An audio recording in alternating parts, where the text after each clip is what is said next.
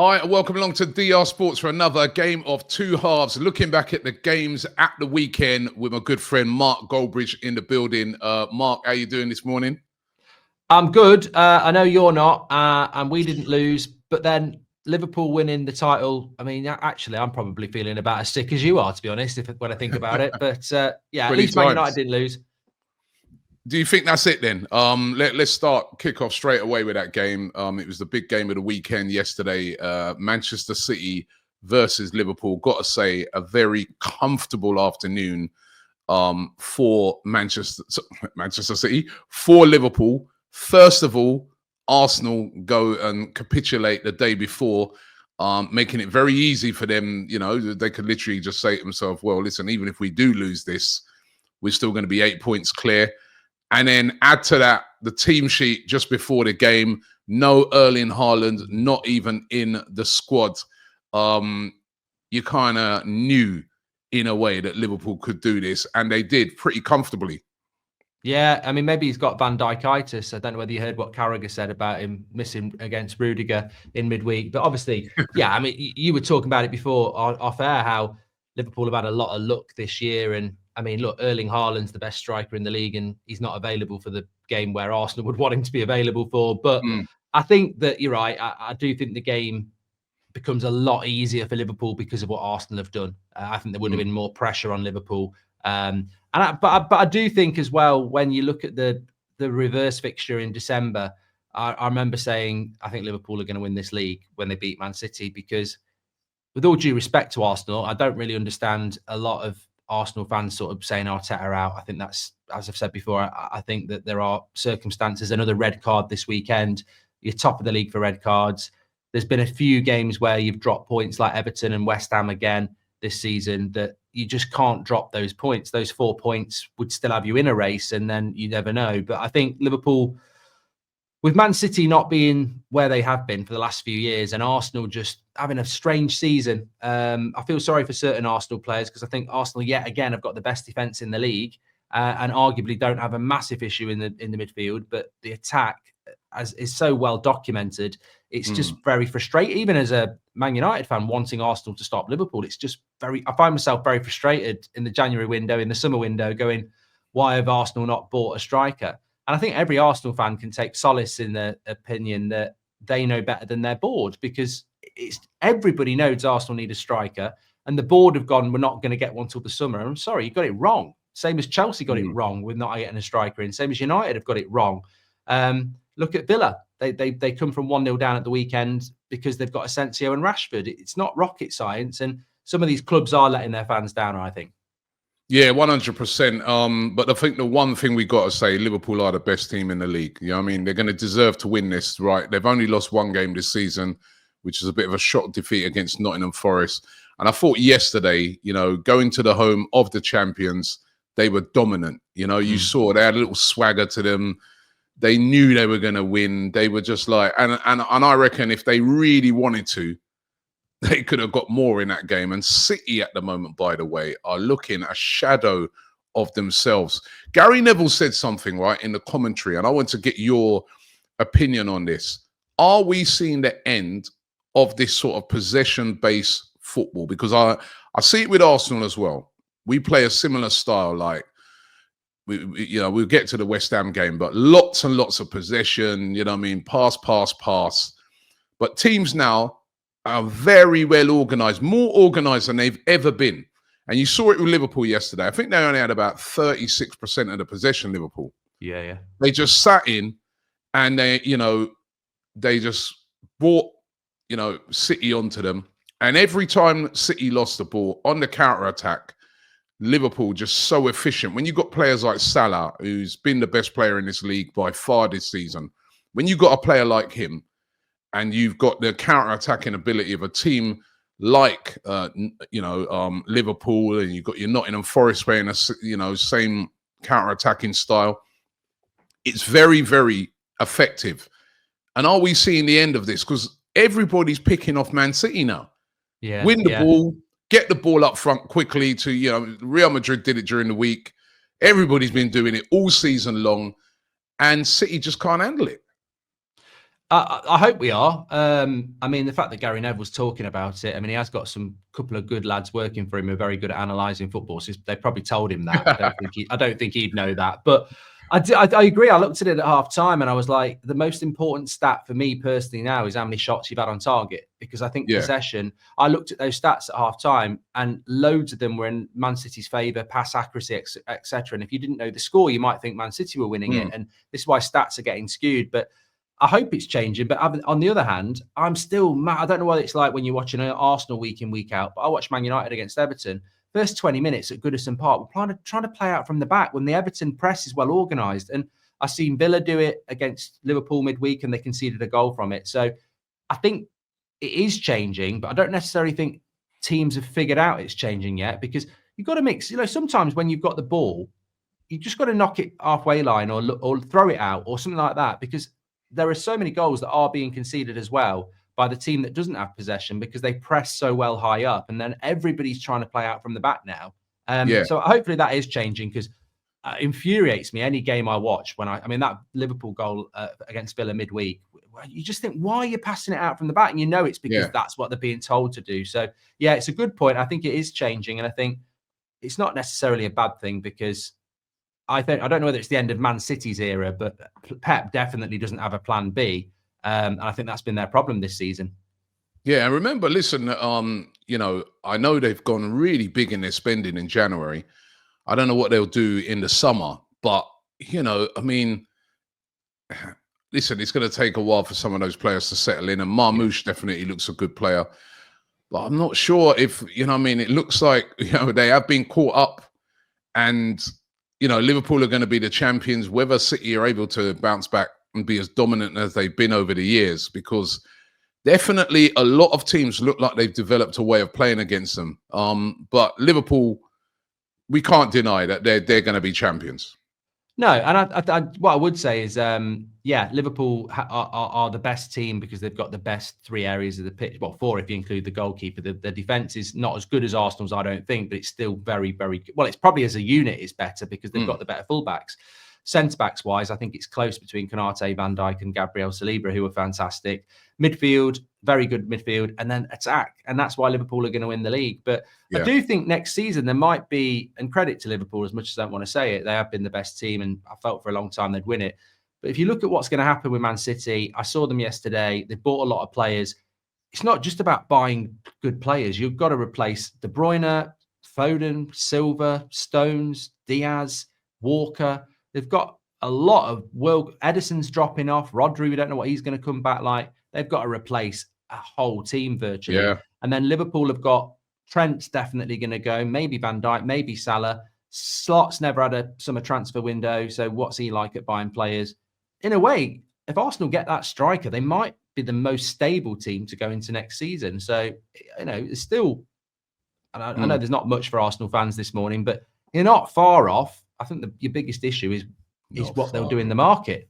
I'm fed up of hearing that not far off thing. I mean, listen, let's get to that Arsenal game. Arsenal, for me, absolutely woeful on Saturday. I was taken aback, shocked.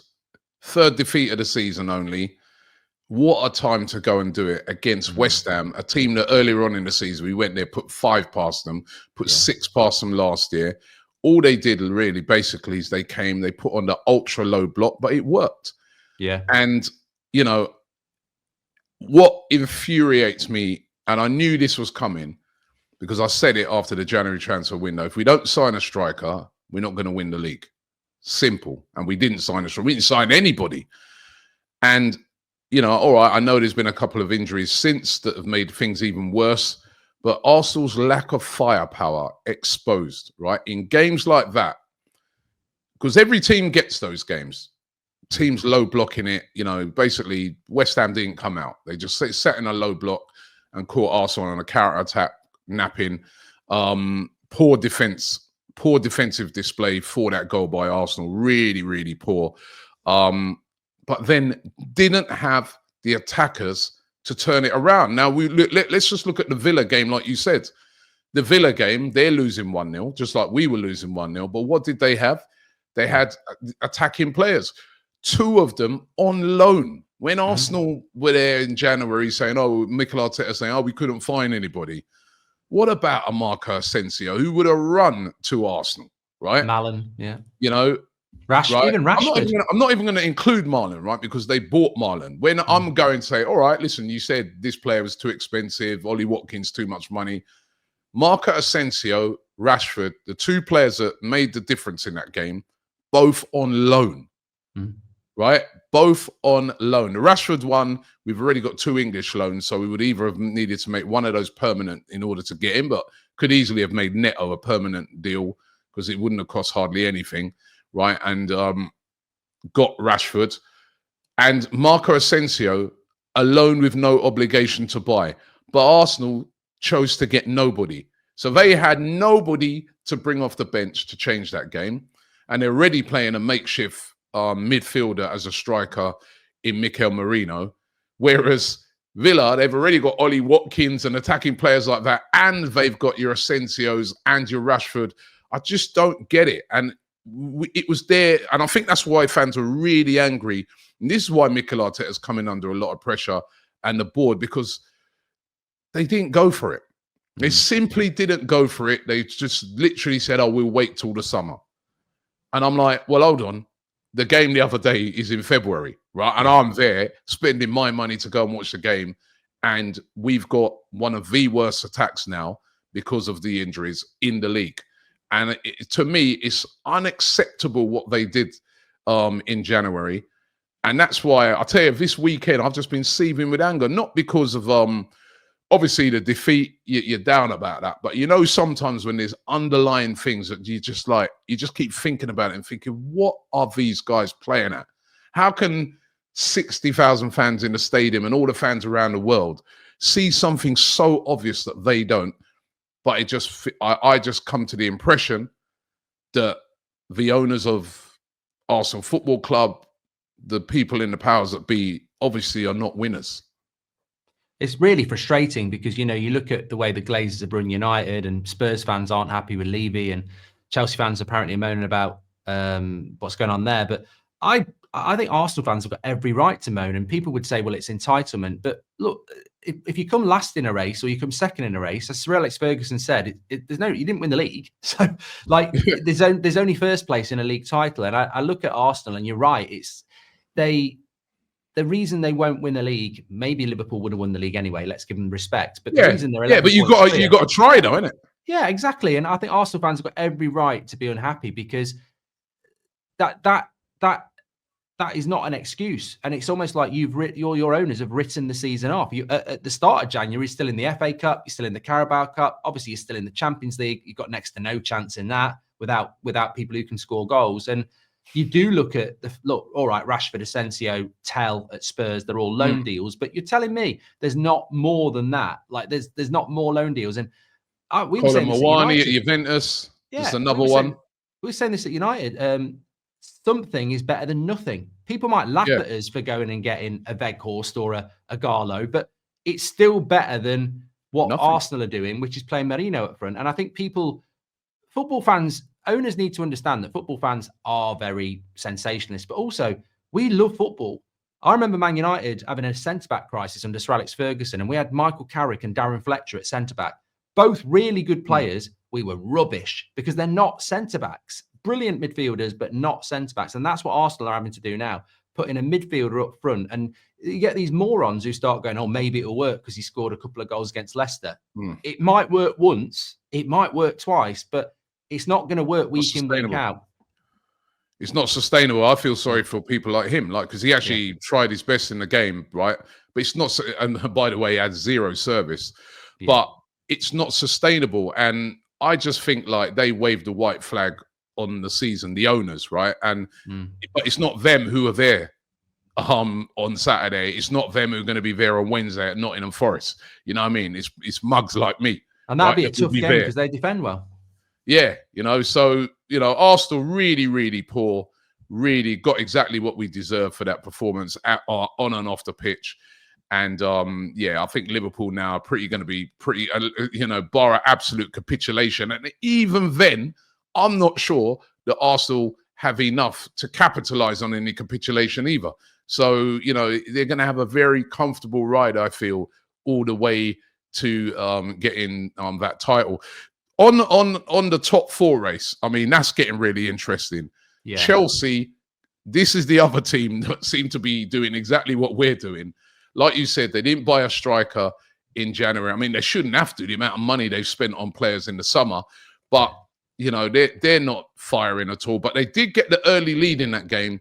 But again, threw it away. And surely their manager's going to start coming under pressure because they're looking like they could drop out of the whole top 4-5 race.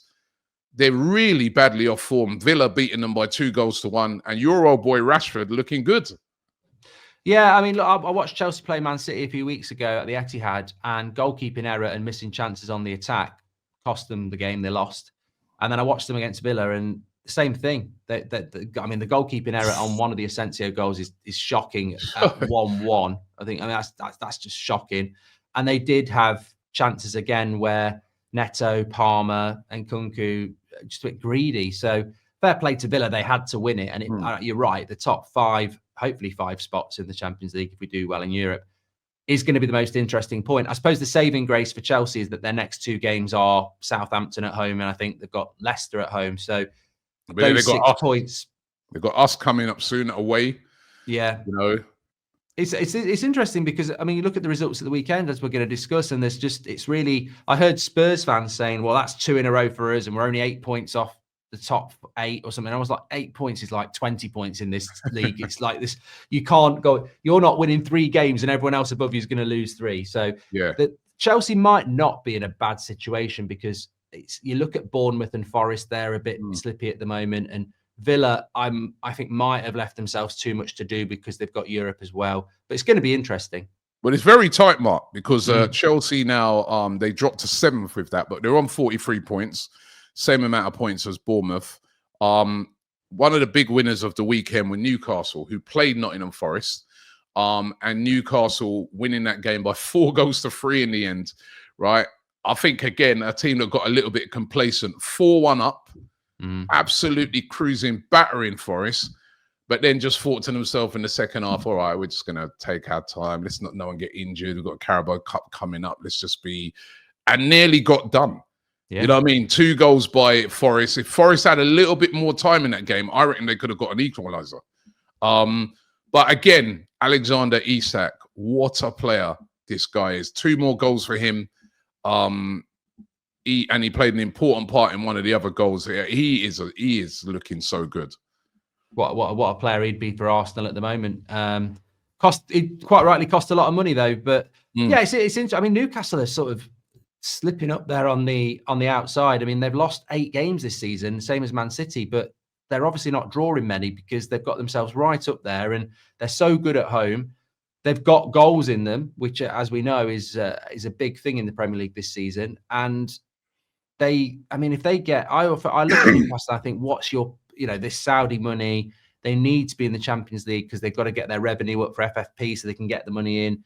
And a few weeks ago, I was like, what is going on at Newcastle if they're not in Europe again? And then now they're back in the race for top 5 again. And if they get that, it's more money for Newcastle and the project's on track again. So massive game for them at Anfield on Wednesday. But I think if they just can keep winning their home games, they're going to be there or thereabouts. As you said, they've got the cup game as well. So suddenly Newcastle looking like they could have a really good season again.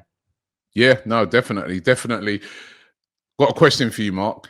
Did Manchester United get lucky with that late penalty call at Goodison? I think Everton got unlucky that they had Superman playing up front for them when that incident happened. Because honestly, no, I've said this, I've spoke about it quite a lot, and I think that there's probably 2 or 3 things that logically have to be taken into account. First of all, so many of these penalties don't get given for shirt pulls. There was one in the Chelsea Villa game, and no one's even spoke about it really, and it was worse. Secondly, Ashley Young, the bigger pull is from De Ligt. He doesn't react to it, and then the Maguire one's so minimal, and the diving action is just too pronounced. And Ashley Young, as an ex-United player, has always done this, so I don't think he does himself any favours there.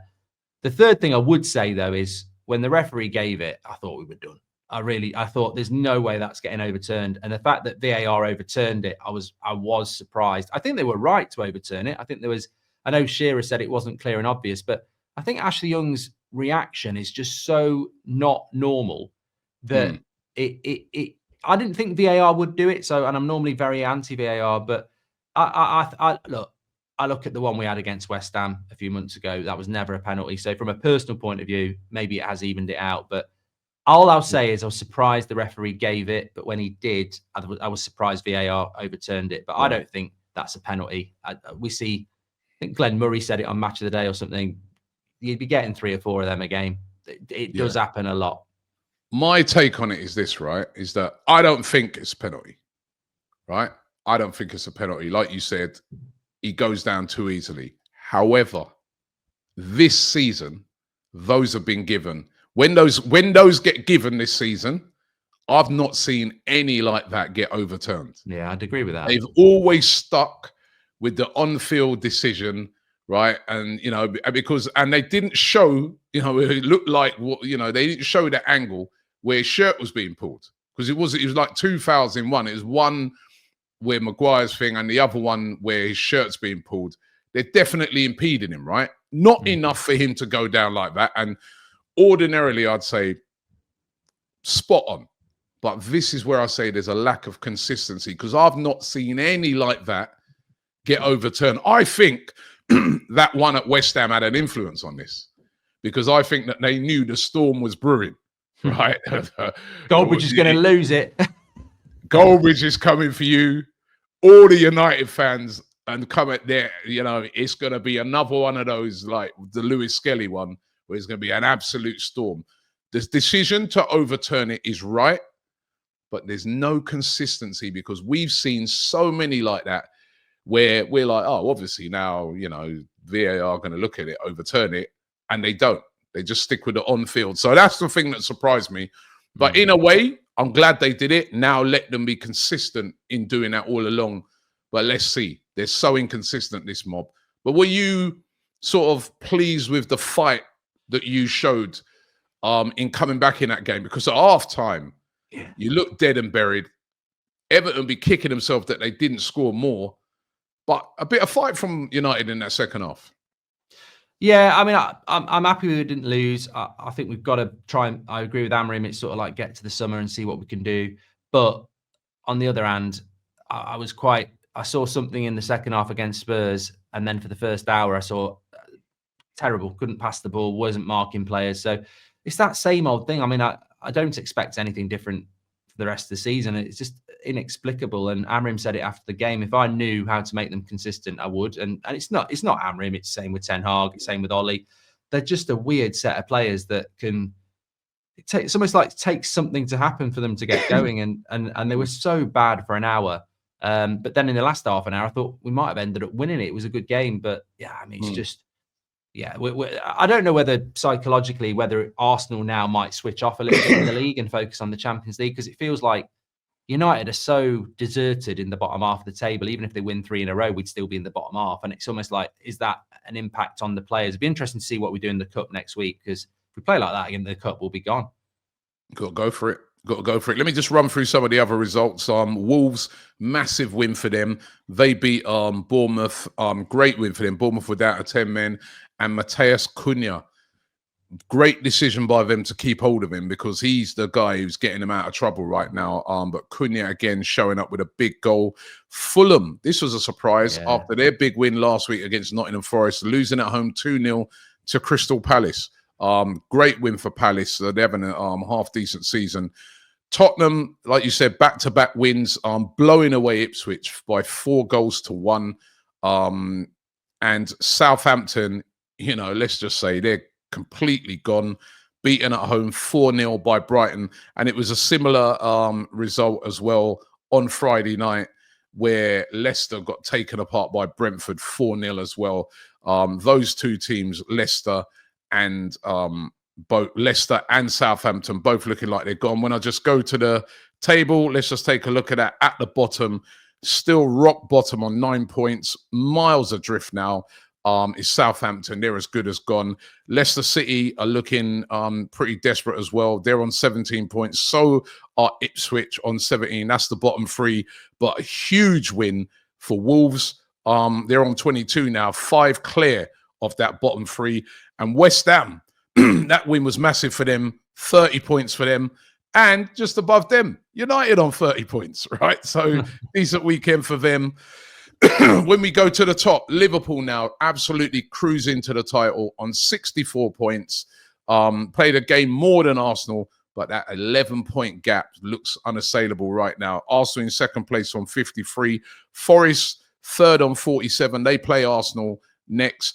Manchester City in fourth place on 44 points, but breathing down their neck. Newcastle on 44 in fifth. Sixth place, Bournemouth 43. Chelsea, 7th place, 43. 8th place, Villa, 42. There's just a few points between all these teams. That race for the top 4/5 is going to be very, very interesting indeed between now and the end of the season. Let's get to our team of the week. We're going to run through these. This is where me and Mark, we come up with our team of the week. I'm sorry, Troy Deeney. I've seen. I've just seen his again. I'm like, oh my days! Come on, He's Troy. A new researcher, I think. Right, let's go for it. Do you want to kick it off in goal? Yeah, this is one position I sort of struggled with because I watched a few games and I was like, oh, it's been a few dodgy keeping results. So I went with somebody that, massive result for them. I went for Salah of Wolves at Bournemouth because that really shocked me. And although I didn't watch the game, apparently he did make a lot of big saves. So I'll admit that's why I went for Salah. I went Alisson just for the context of the game. They go to the Etihad, clean sheet. They haven't won at the Etihad for years and years and years. I just thought to keep a clean sheet at the Etihad, that's a big feat. City had most of the ball. I mean, listen, the defenders in front of him did great, but they were so secure. That's why I went for Alisson. Yeah, I mean, I didn't watch the Wolves game, admittedly, so let's go Alisson. But okay, I struggled with that position. Should we go right back, left back? I went for Wan-Bissaka at West Ham. I thought he was that's another one of your old boys. He was excellent in the game defensively and going forward. He made the goal. He had an assist in that. And I went for Jed Spence of Spurs again. He scored, looking really, really good this season. So I've gone for them too. I had Wan-Bissaka down as right back or Jed Spence as right back because I thought Spence played at right back because they had a Dogie back at left back. So I went for Lewis Hall of Newcastle, who got 2 assists. So I agree with you about Spence, but I just was like him or Wan-Bissaka, and I was going to ask you anyway because I didn't watch the Arsenal game. But I saw the Spurs I saw the Spurs goals. But I think Lewis. I did see the Newcastle. I thought Lewis Hall played really well at left back, so that's what I've gone. All right, all right. Let's go Wan-Bissaka, Lewis Hall then, because Wan-Bissaka was excellent. Centre backs, who did you go for? Yeah, I thought Liverpool again, like you. I think because the City did put pressure on Liverpool, and I know in those sort of games as a defender, it is a hard day. And I thought that the Liverpool centre backs played really well. So I just would have gone Konate or Van Dijk. So I just put Van Dijk because I think he's. I actually went Konate. Yeah, I thought he was better of the two. Yeah, I mean, I'd be happy to go Van Dijk and Konate because I thought they were to keep a clean sheet at the Etihad, and they played so well. And defenders don't normally get credits in those sort of games, but I think they did have a lot of work to do. Yeah. I went Konate and Kilman of West Ham because again, a similar thing. We had most of the ball, we were attacking them, but they didn't give us anything. He dealt with all the crosses into the box. They were great on looking after any corners, set pieces. I think we got to get another West Ham defender in there to come to the Emirates. We haven't lost there all season and get that result and hold on to that 1-0. I think they've got to get one of them defenders in there. My third and fourth were LaCroix at Crystal Palace and Kilman at West Ham. So I'm not, if it's going to make you feel better on a Monday morning, Robbie, get a couple of West Ham in there. That's fine. Kilman and Konate will go then. Midfield, this is my midfield 3. Damsgaard at Brentford, I thought it was excellent. Yeah, I got him, yeah. Cunha, Wolves again, the star guy, and Szoboszlai, Liverpool. The only trouble with that is it's good. There's 2 attacking, mate. You'd be like a butcher's apron, you'd be wide open. So I've put in I had Lewis Miley or Agate. I thought Agate with a brilliant goal, and actually at times was taking on the old Everton team. They were kicking him, he was kicking them. It was a really good defensive midfield performance, and he got a goal. But I do have Cunha and Damsgaard. Come on, man. So Bosley, like, you know what I mean? He was attacking excellent in that game. Scored at the Etihad. Mate. Dominant in midfield. It's your channel. If you want to go with 3 attacking midfielders in a midfield. I remember Ben Foster doing this one time. He put Harry Kane on the right wing because he had to get him in, and he got absolute pelters. So I'll leave it on you, Robbie. I might get pelters for Agate. You were he was awful in that first half. Second half, good. You've got to have a holding midfielder in there. Yeah, but in the first half, he was awful. Put Lewis Miley in then. All right, let's put Miley. I think, he scored. Look, yeah. But then they did concede 3 goals in that second half. We'll be conceding 6 for your midfield. No, but suppose all right, Damsgaard, Cunha, and who you go? Give me the other name then. Damsgaard, Cunha, Agate. We're gonna get slated, right? Up front. Give me your front 3.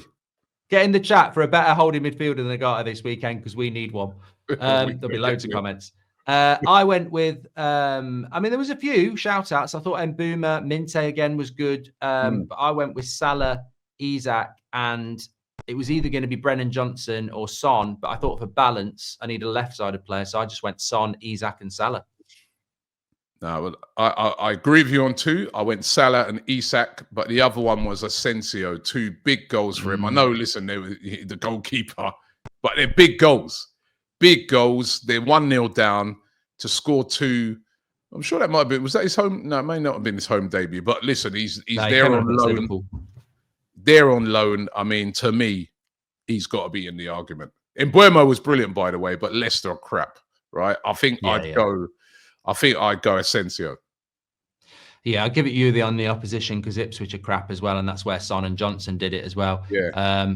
But yeah, I felt a bit sorry for Asensio actually because he's looked their best signing, and as per usual, the cameras are just following Rashford around because it's Rashford, aren't they? And they want him to do well. I understand that, but let's give him a glow up because I think he's a very talented player, and he might actually end up amongst them some good signings for Villa, being their most important signing, especially if they're trying to get top 5. So let's chop him in. But there was a few others: Mbuma, Johnson, Son. I feel like.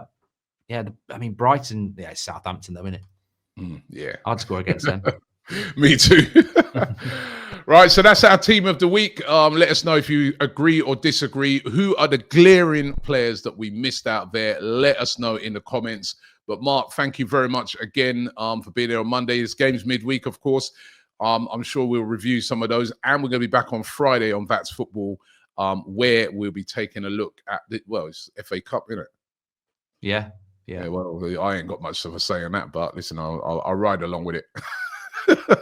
Yeah, we'll have a chat about that because the fixtures aren't even that great. Anyway, I was looking at them yesterday.